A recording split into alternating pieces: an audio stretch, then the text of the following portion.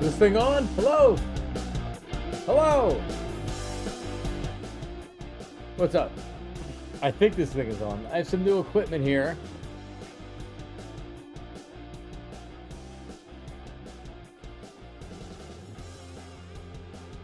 Huh. All right. Well, I think this is on. What's up, everybody? Eagles free agency, NFL free agency, day 2. About to end. I mean, hell, it's not even officially free agency yet. So I'm in the dark, but I have this new ring light. Black Gritty recommended it to me, and it's pretty cool. So I don't know. I'm just checking it out to see if it looks good with the lights out. I think it does. During the day, I can't do this because this is like a real nighttime feel to everything, right? Yeah, it's like, Johnny Barks at night. No, Delco. See, this was an impromptu thing. I had run out to the drugstore to buy a couple of items, and then I came back and I wanted to make sure that I was set up here because I bought it like a table that I was doing this from, but it wasn't, I don't know, it wasn't the right height.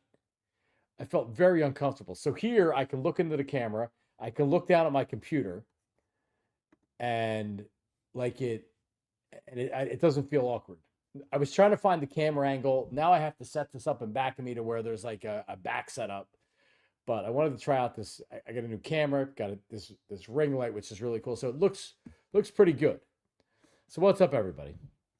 Where were you when Kenny Gainwell signed with the Pittsburgh Steelers, at least according to Jordan Schultz, who somehow is an insider because I think his dad wanted him to be an insider because he's a billionaire, but he's become an NFL insider, and he wanted the fight rap sheet.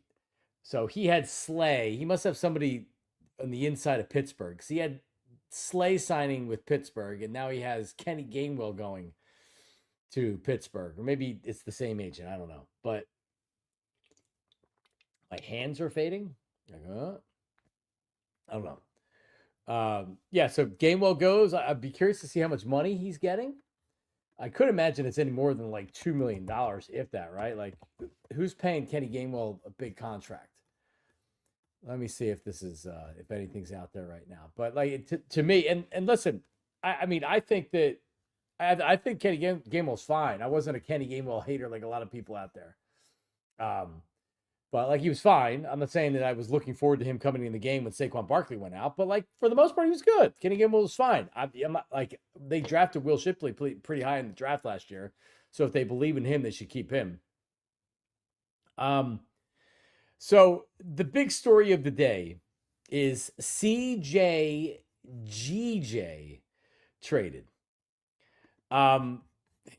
Pretty interesting that a guy, if you think about it, his energy when he was here the first time around was missed when he went to Detroit. So the defense was overall good. It was more about sacking the quarterback than being a great defense like they were this year. But still, like, he was good. He was a ball hawk. He always seemed to be around the ball. Interceptions, was pretty good against the run, was versatile. He could play a couple different positions back there. So then he signs with Detroit. On the way out the door, he was butthurt. He was yelling at the fans. They were yelling back at him or whatever. So then he comes back. Eagles sign him in free agency. You have the best defense in the league. He was excellent again. for the most part, did he play all 17 games? I mean, part of the problem with him before was he was banged up. I think he played. I have to get his stats up, but it feels like he played every game, or like maybe they didn't play the last game of the season or whatever. But like he was really good this year. He was really good this year.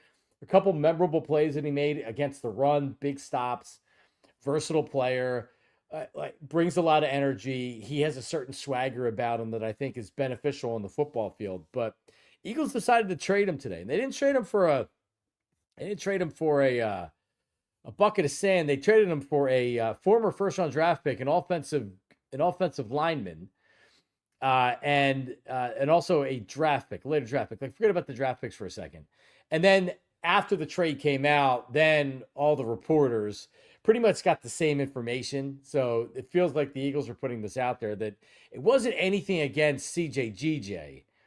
It was about them needing to clear money so they could sign other people. So I believe that that is part of it.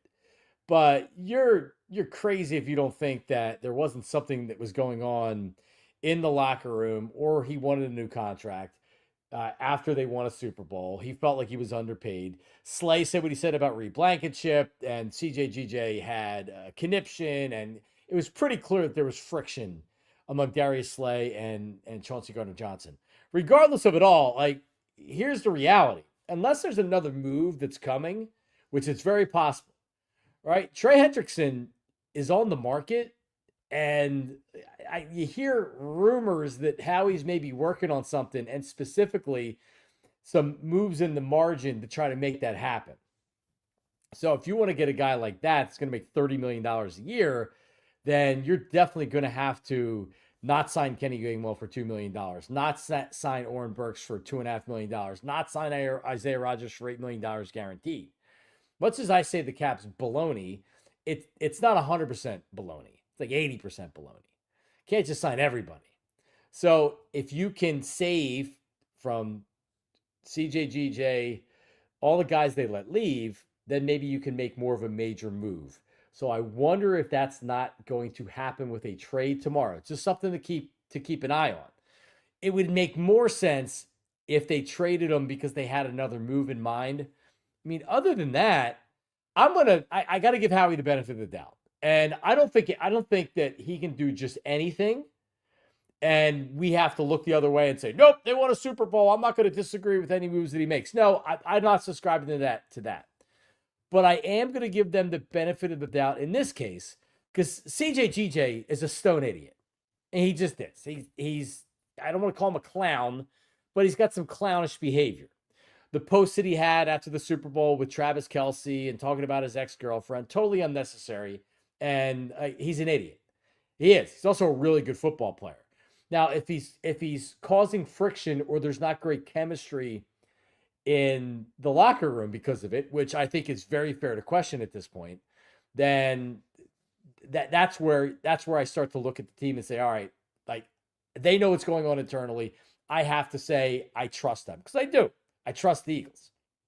But like if Vic Fangio wanted CJGJ back, he would be back on this team. If Howie Roseman felt like that this was a player that you couldn't not have on the team, then he would still be on this team.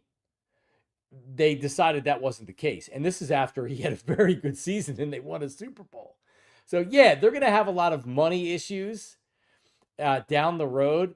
They're not getting any savings this year, really. This has nothing to do with Jalen Carter and these younger players. See, CJGJ clearly knew that something was up because there was obvious conversations that happened based on what he has said after the trade was made. So he was prepared for this. He had spoken to Howie and the organization. He said he wanted to play for a good team, a playoff team. He's going to Houston. It's a good spot for him, right? And on the way out the door, the reporters are getting this has nothing to do with him personally. This has everything to do with money. Oh, well, we have to sign our younger players, and that's what we're preparing for, and that's why we moved on from them. No, I call half BS on that. All right? Because, yeah, you have to prepare to pay your players, but if you're in a Super Bowl window this year, you've clearly made the decision that you're better off with CJGJ without him than with him. Now, you could say, all right, well, They got Kenyon Green, who, by the way, I've never even heard of before the trade was made. I'm not going to pretend that I'm some big offensive lineman fan or expert from the Houston Texans. He's a former first round draft pick. He's 6'4", 330 pounds. He's a monster like Mekhi Becton, former first round pick. Has 2 years of club control if they want, going into the final year of his contract, and then the Eagles could exercise that fifth-year option. Welcome Kenyon to Stoutland U, because Mekhi Becton, not as high of a draft pick, Kenyon Green, as Mekhi Becton, but a disappointment. Now he comes to an established team with an established offensive line, with an established offensive line coach that's the top of the NFL. Now all he has to do is fit in. Because if you subscribe to Pro Football Focus or you listen to what they say, he's one of the worst offensive linemen in the league. Now, like, again, I'll let Baldy break down the offensive line tape. I don't even care what he did before, because that doesn't matter. What matters is he starting, and what can Jeff Stoutland do with him? Mekhi Becton came here on a $3.5 million contract.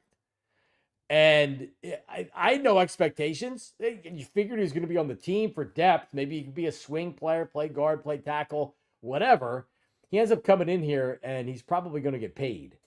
Now, there is also, the story is that Mekhi Becton's not officially gone from here. He's still very much in the mix for the Eagles. So I think it remains the same. Hey, if the market's not great for you, we could possibly bring you back. This move right here makes it an easier land if they don't bring Mekhi Becton back. I don't think they use a high draft pick on an offensive lineman now. You have Tyler Steen, who could compete with Kenyon Green. And there you go. So it's a talented player that hasn't been able to put it together in the NFL. Send him to Stoutland U. See if you can get a quick degree in a year. And who knows, maybe you're signing him long term or you're exercising his fifth-year option. But to me, this has more to do with, hey, let's get rid of the salary with CJGJ. He may have been already asking for a new contract, as I brought up, I don't know how long ago, right after the Super Bowl, where I said, hey, listen, remember, after the Eagles won the Super Bowl, everybody wanted to be paid. Everybody wanted new contracts. Championships change people. You know, the head coach was pawning a book during training camp. So I like CJGJ. He was a very good player. He's a fan favorite. I enjoyed watching him play. It's clear the Eagles became tired of his act. Saints, Eagles, Lions, Saints. The last 4 years. So clearly the Eagles said, okay, you're gone. Now, here's the thing. All right. He's also a really good player. So you got to be able to replace him. It's Reed Blankenship. There are some veteran guys that are out there, like a Justin Simmons or some other players. I'm not waiting for the draft. I don't want to go picking in the bargain bin, but I'll take a veteran on a 1-year contract. I was being sold Sidney Brown. Again, it was part of the propaganda that was put out there by the Eagles. Oh, but we couldn't afford to pay him because of our young players will need to be paid. And we have Sidney Brown. We still have high hopes for Sidney Brown. Let me say this. Sidney Brown, to me, looks like a maniac special teamer, a guy that can deliver some big hits, but is really more of a strong safety type than a coverage type safety. You need coverage safeties in the NFL. You're going to be out there long enough. To me, he doesn't look like he's going to be able to play the pass well enough to be a difference maker. It's being put out there right now. Oh, Sidney Brown. Yeah, we'll see. But I need a veteran, a legit veteran in here. Legit veteran in here. So hopefully they make that happen. I don't know if they're gonna spend the money. Again, I don't know if they have something cooking. Does Howie have something cooking, everybody? Is Trey Hendrickson, is he going to be here come tomorrow? We know Myles Garrett isn't. Could the Bengals, the answer is yes, by the way, could the Bengals be dumb enough to trade him away for like a second-round draft pick or maybe even the Eagles' first-round draft pick, number 32?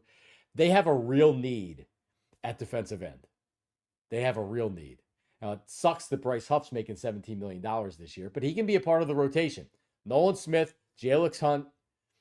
I believe you need a bona fide defensive end. And if it's not going to be through a trade, then I don't know what they're going to do. They're going to try to make it through this season. But you need some defensive line help. Yeah, Baldy was talking up Justin Simmons. For a 1-year contract, you bring in a veteran guy, give him some money, $5, $6, $7 million for the 1 year. I mean, like, I don't want to say, all right, Slay, we're going to let you walk. And it seems like that's what's going to happen. I want Slay to come back. But if he goes to Pittsburgh, now you're trying to replace your safety, your starting safety as well. That's 2 positions. And I know Cooper DeJean, I'm being billed or being told Keely Ringo. That's fine.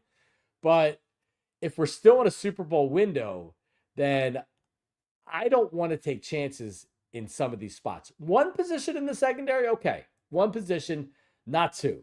So if that means that you're letting Darius Slay walk and it's going to be Keely Ringo, then you better sign somebody else that can play safety, because you don't need 2 inexperienced guys.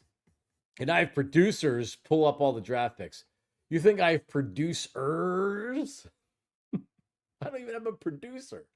This is me. The PHLY show, I have a producer, but he's not looking up stats for me. That's for sure.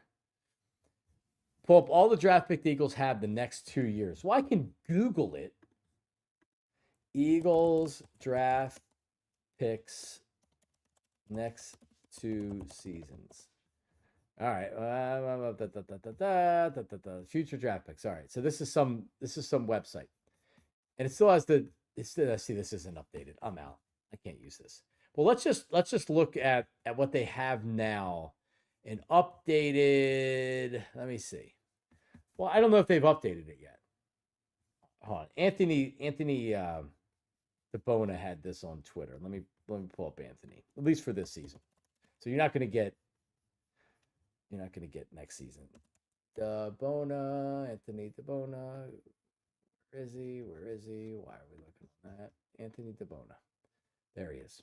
So they didn't get all these comp picks that a lot of people thought they were going to get. Is that what I read today? All right. So this year, updated look at the Eagles picks in the 2025 NFL draft after comp picks were awarded, which they didn't get any. So they had 32, 64, 96, 134. And then they have 3 5th-round picks: 161, 164, 165. You know that Howie is not going to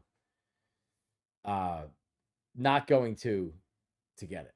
Like he's not going to pick all 3 of those, or excuse me, 4 of them. So he's got 161, 164, 165, 168. It's a whole maneuver around in the draft. Eagles didn't receive any comp draft picks in the 2025 NFL draft. So I guess maybe for 2026. All I heard from Eagles fans on Twitter, and it was kind of annoying, which is like, oh, I don't care that we lost this player, another 3rd-round draft pick for us. I like draft picks too, right? But I'm not celebrating a player leaving because of a 3rd-round comp pick, which is really at the end of the 3rd round, so it's an early 4th round. And I love them too. I love draft picks too, but I wasn't typing that out on X, formerly known as Twitter. Kenny Gainwell's gone. Did we pour one out for him? Are people upset? What does the chat say about Kenny Gainwell? Really, now what do they do? Do they go with Gainwell? Excuse me. Do they go with Shipley and they draft somebody? Do they go with a veteran free agent? What do they do? Because the reality is that Saquon Barkley signed and he's making a lot of money. But if you're going to build your offense around running the football, I don't want to say it. I don't want to say it out loud. All right. But Saquon Barkley had a lot of carries last year. We know this. He was very productive.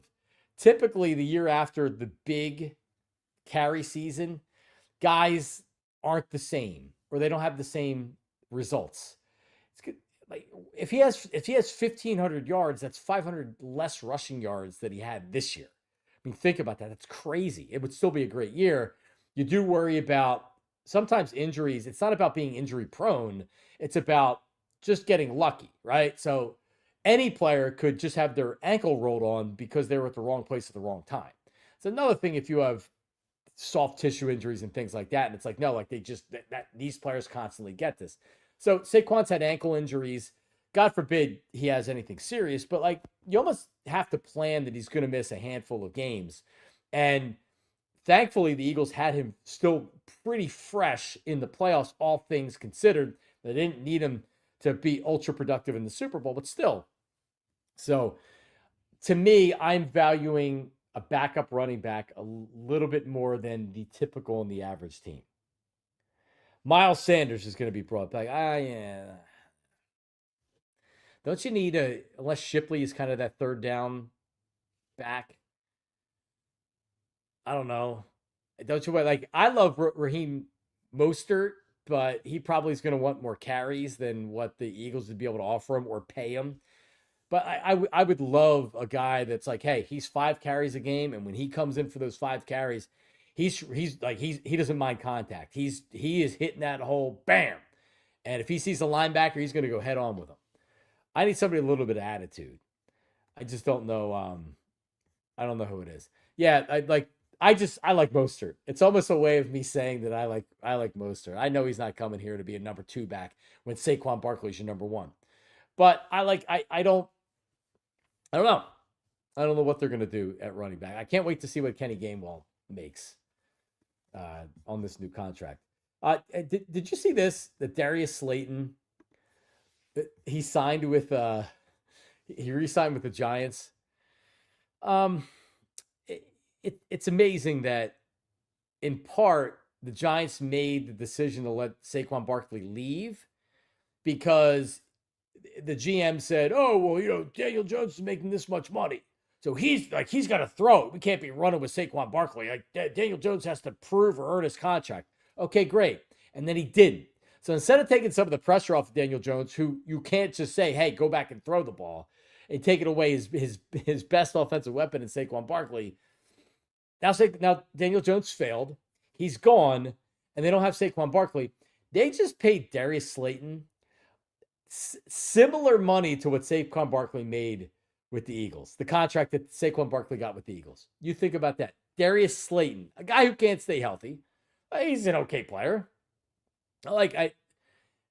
Similar contract to Saquon Barkley. Now, originally I didn't see his guaranteed money, so I thought it was a phony baloney contract. I'm like, all right, but that's not a 3-year contract. The guarantees, that's not the same guarantees that Saquon would get. $22 million guaranteed on a 3-year contract. It's unbelievable. Unbelievable.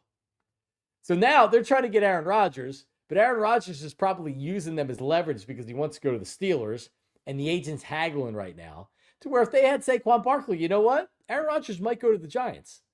But now he's not going to. And he's going to go to the Steelers because they have a better team. At least you have a selling point with the offense with the Giants. What's your selling point now? Darius Slayton? Oh my God, it is unbelievable. Thank you for being the Giants. Thank you for being the Giants. All right, so what is this rumor that is going around about the Eagles? And is this real? Because Lane Johnson put out this cryptic tweet earlier, and it caught me by surprise. I'm like, all right, Lano, what are you doing, brother? What's the tweet about? A 2-word message hinting that Howie might be cooking. Howie season with an eye emoji. You know the eye emoji.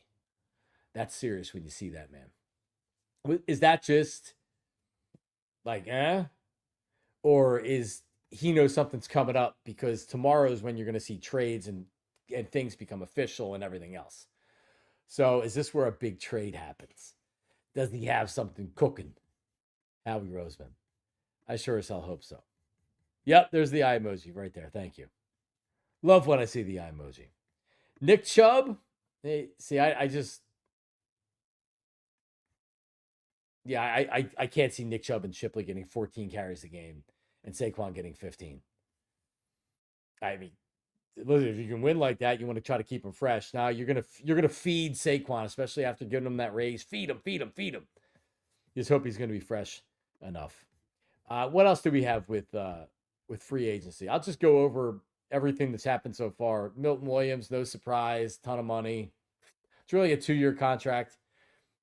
When you see stuff that comes out, and if you notice this, and it's extremely annoying, and I caught wind of it, but I didn't like make a big deal about it because it's like whatever.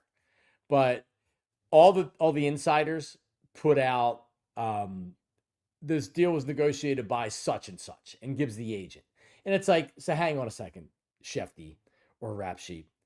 You're supposed to be reporting things that people care about. And there's nobody that cares about this agent that I've never heard of negotiated the contract. You're putting that in the tweet because you're copying and pasting the exact same friggin' tweet with the exact same text message that Rap Sheet got. The exact same thing. Let me see if I can find this. It's going to be on my Philly show tomorrow. Blackguardy's supposed to join me.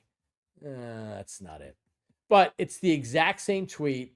It's the exact same thing. The exact same thing. And like I don't spend time on it because I don't think people really care. But like that's what the game is. So my point is that don't pay attention necessarily to what's being tweeted out by the insiders, because they're just taking information from a text and putting it in there, right? Milton Williams, it's $63 million guaranteed and $100 and some million or whatever. Really, it's a 2-year contract, and it's for a lot of money. It is, but it's not for. So just be careful with what you're seeing from the information that's put out there. But like, Milton Williams is a Pro Bowl caliber player. I think there's a 0% chance he's a bust. I think there's a much better chance that he develops into the top tackle on the Patriots rather than just a rotational player like he was in Philly, a really good rotational player. He ended up having the second most snaps of any defensive tackle. But a better chance he's a Pro Bowler than he's just a part-time player that's being overpaid. I'm a Milton Williams fan. The Eagles were never going to re-sign him. I'll be watching from afar and rooting him on with the Patriots. Josh Sweat, same thing. Josh, appreciate your service to the Eagles. Salute you. Have fun with Jonathan Gannon down in out in Arizona. The one thing that is, it's more than I don't know if concerning is what it is. I don't know if I like the idea of Dallas Goedert not being back next year. I asked Fran Duffy about it today of PHLY Eagles, and he agrees with me that the Eagles have determined that Goddard is going to make too much money this year, and they're either going to trade him or they're leaning on him right now to say, hey, we'll trade you. And the agent may already be trying to work deals with teams, but if the teams aren't willing to give him more money or a better deal, then he may not want to leave. So right now, this isn't something that I believe is going to happen now. This is probably the lead up to the draft, which doesn't favor Goddard and his leverage with making more money. Josh Sweat last year took a pay cut. The Eagles did. They leaned on him. And it was like, hey, we could trade you, we could cut you, or you could come back. And it paid off for Josh Sweat. Big money this offseason. Dallas Goedert hasn't been healthy in the last couple of years, but they're a much better team with him than without him. You saw that in the playoffs. But do you really need to value a tight end that high of a cap number if you have A.J. Brown and Devontae Smith and Saquon Barkley, because you're running the ball all the time? Now, Goddard's a monster in the run block game. But so to me, it looks like the Goddard, it's a better chance he's not here than he is. But where's that coming from? It's just a guess. Because if I was the team out there, I would value Goddard. I value him, but I think it's a fair question to ask how much the value is. So I very much think this is a back and forth. He could be back, he could be gone, but certainly Dallas Goedert could be out of here, depending. If there's a team out there that's willing to pay him, and willing to give up a 5th round draft pick or a 4th round draft pick, then Dallas Goedert's probably gone. Pour one out for Kenny Pickett. I mean, Kenny Pickett, he doesn't deserve me being mean to him. He didn't do anything. He's an Eagles fan. He's a semi-local dude. He doesn't. It's like with what's his name, Kevin Nagandi. Kevin Nagandi's seems like a very nice guy. He's a local guy. He's from Phoenixville, up the street from me, right? He's Mr. Philadelphia, right? And Kevin Nagandi's like I shouldn't, but I do. I complain about him because the Wawa 700 level stuff bothers me. I don't know why it does. That's a me problem, not a him problem. But that's my point. Like Kevin Nagandi's a great guy, and I shouldn't nitpick with it.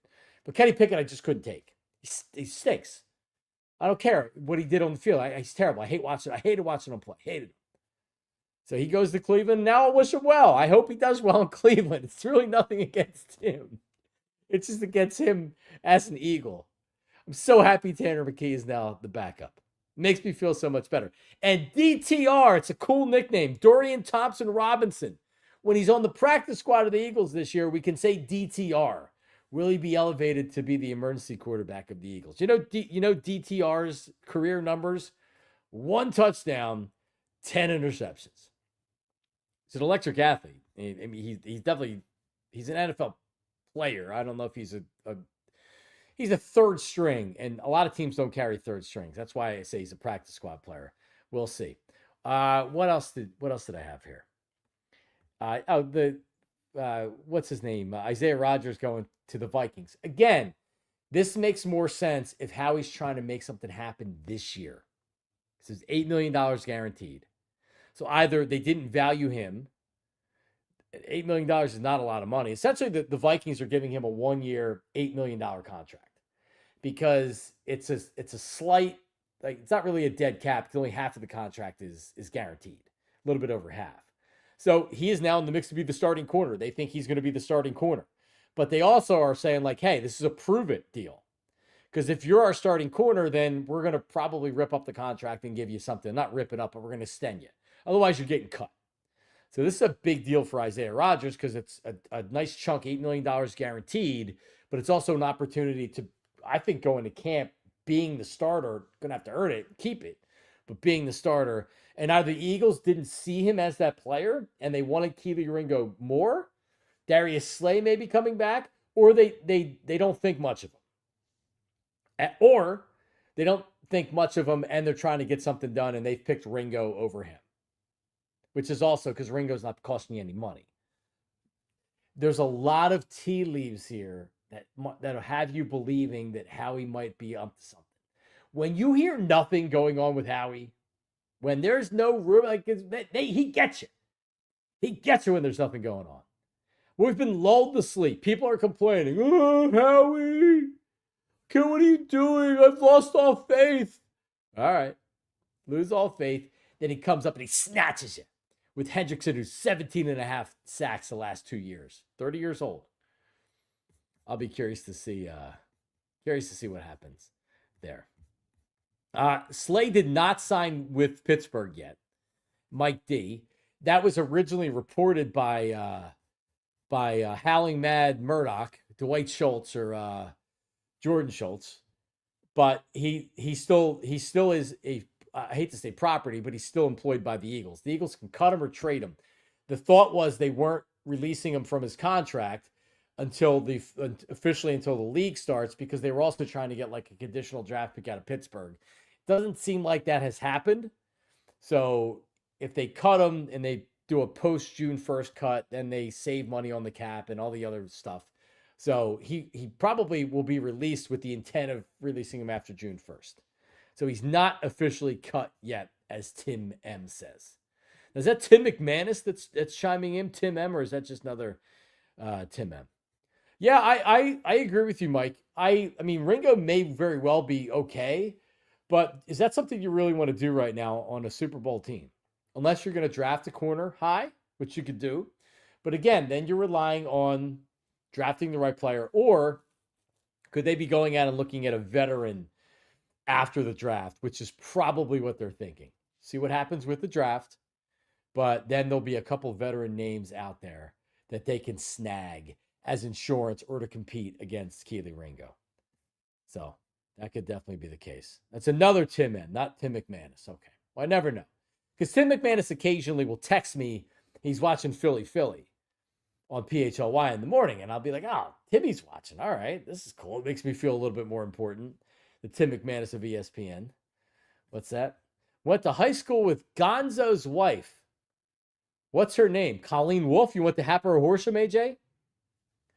Yeah, Colleen Wolfe, the pride of Happer Horsham High School. Probably the most famous Happer Horsham graduate, some would say. I don't know. Yes, Colleen Wolfe, who's just, she's fantastic. And Gonzo's a good guy as well. Kenny Pickett, yeah, the gloves and the fake slide too. I did hate him coming out. Working with Ike, who called him two gloves, and and the whole. I love how there's people that get mad when you bring up the hand size stuff, but we're acting like hand size doesn't matter. If you have little hands and you need a glove, what quarterback that had small hands was an excellent NFL quarterback in a modern era to throw the football? Sure as hell, not two gloves Pickett. That's for sure. Matt Carroll. All right, Matt Carroll, former Charlotte Hornet, had a good NBA career. Pat Carroll, his brother, some good Happer Horsham basketball teams right there. Oh, so AJB went to that inferior high school, Happer Horsham. What I remembered. Man, my memory's not so good these days. AJ. Lisa Salters. All right. That's a pretty good pull. I went to school with Jill Biden, former first lady. Well, not I didn't actually go to school with her. My dad did. My dad graduated with her at Upper Moreland.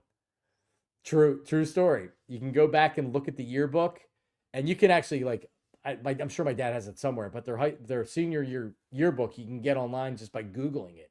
And sure as shit, Jill Biden's in there, and it's like, wow, that's so weird. But yeah, she is a Willow Grove girl. Yep. There you go. And she probably hasn't been back since. I think she went back to the high school once when Joe was running or whatever. But like me, I go back. I'm a hometown guy. That's me. Eddie George, Abington. Kyle Pitts went to Wood, but he's from Willow Grove, actually. Yeah, there's some good high school players around here. Does everybody recall if you were listening to my WIP show when Andy from Deptford called in with these names from these South Jersey NFL players, and I hadn't heard of the guy, and he started saying I'm a casual fan and all this stuff, and I got so pissed. So the next time he called in, I had this whole list of Southeastern Pennsylvania former NFL players, and he didn't know one of them. He didn't know one of them. We go, you casual fan, Andy from Deptford. Also wanted to give a shout out. Speaking of Andy from Deptford, his brother, Aaron Bracey, has a St. Joe's book. St. Joe's on their 03-04 team. What's it called? But it's been out there. I've seen him on WIP a bunch of times. I want to get him on here because he sent me a copy of it. Aaron Bracey. But that's his brother. And he was a writer for many years for the Associated Press. It's called A Soaring Season, and it's gotten very, very good reviews, and he's selling a lot of copies. So check it out. If you want, if you're looking for a college basketball book to read, I'm always looking for something to read. I haven't checked this out yet because my reading time is short, but I love that St. Joe's team. I'm Fugazi Temple fan. I love Temple under John Chaney. Not so much anymore. I love that team. I love that St. Joe's team. I was a Villanova fan under Jay Wright, so yeah, I'm more of a Big Five fan. But it's tough. It's tough. It's tough to watch the Big Five anymore because the teams just aren't very good. So anyway, yeah, Andy from Deptford. We had some. He's been trying to get on here. He stopped by now, but he sends me DMs occasionally, and I just don't read them. So if I looked at his DMs in my Instagram, there's probably like 130 of them, and I just don't read them. It's like what do you call it? It's like Herb. Herb calls me, and I just can't answer anymore. I can't. Herb from Northeast Philly. One of these days, I'll answer. One of these days. LaSalle guy going top 5. Yeah, good old LaSalle. Lionel Simmons. The L Train. See, that's the college basketball I grew up with. Hank Gathers and Bo Kimball went out to Loyola Marymount. Lionel Simmons stayed and played at LaSalle with Bobby Johnson. And you had the Temple teams. That was 1989, 1990. Lionel Simmons won the National Player of the Year. Loyola Marymount and Hank died, but they were a national team. Temple was a national team. Nova was Nova. It was awesome. It really was. All right, I'm back tomorrow morning at 8 a.m. on PHLY, live from the studio. So what does the light look like here? Here, let me do this. Let me put on the light and see if it looks better. You guys can tell me. I'll be back, I promise.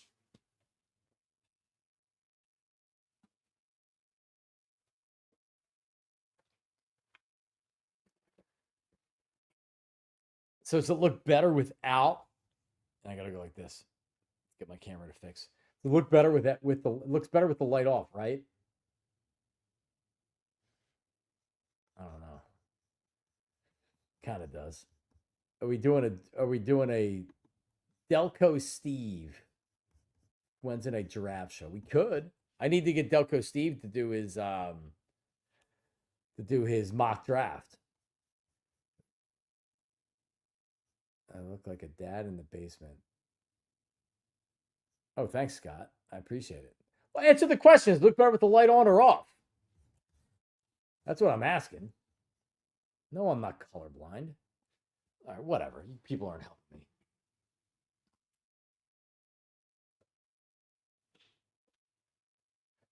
This is with just my light. I bought. Oh no! Don't follow me over there. Get over here. That's what happens with it. It follows me over. So you got to go like this. If you do like that, then it's supposed to not do it. Yeah, it followed me over. It did. It's an AI intuitive camera. There you go. All right. Well, I kind of like this for the night. I have to work on the background. I don't know if I'm going to keep it here. I was sitting down over at a desk that I bought. But anyway,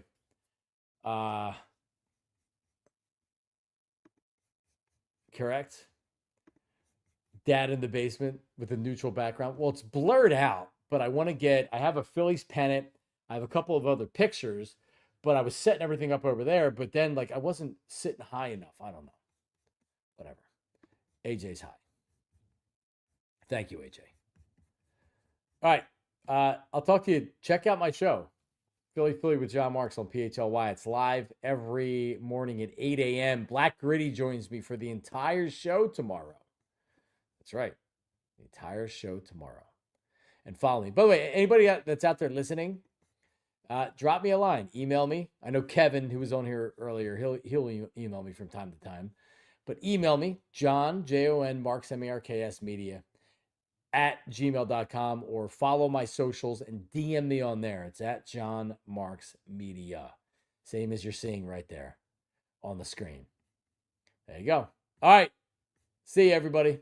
Talk to you later. I'm going to end the stream.